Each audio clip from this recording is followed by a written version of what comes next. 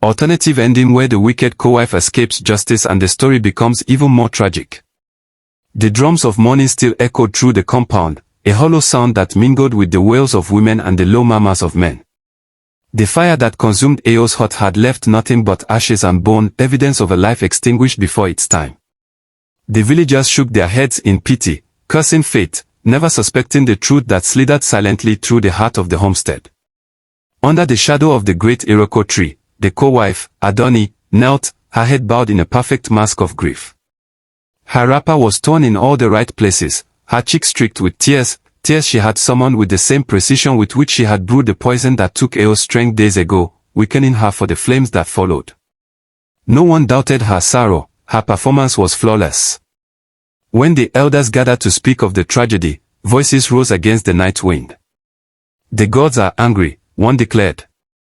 Perhaps a sacrifice must be made. Another muttered, maybe the spirits warned her, but she did not listen. They debated curses and omens, but no one spoke Adoni's name. After all, who would suspect the woman who had wailed loudest, who had thrown herself onto the ground, thus covering her hair, screaming Eo's name until her voice broke? By the third day, the compound had grown silent. Eo was gone, her dreams buried in the same earth that now swallowed the secrets of her death. Her children, too young to understand, clung to their grandmother, their wide eyes searching for the warmth that had vanished with their mother. In the distance, Adoni watched, a smile flickering across her lips only when no one looked. Night fell again, and the sky was heavy with stars that bore silent witness.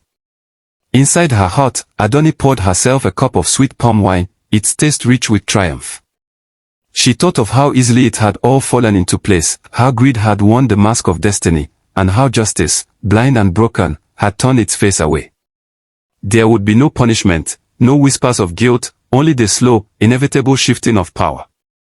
Soon, the wealth and the man she coveted would be hers entirely.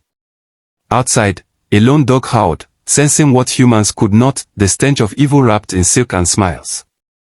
But even that sound faded into the night, swallowed by the laughter now bubbling in Adoni's throat, a low and bitter sound that only the walls could hear. And so the village slept, oblivious. Tomorrow they would sing of fate, of how death comes like the wind, unseen and unstoppable.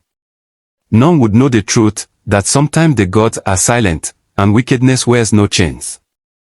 Adoni raised her cup to the darkness, her eyes gleaming like two shards of glass. To freedom, she whispered. And in that moment, the tragedy was complete, not because justice had failed, but because it had never even stirred from its slumber.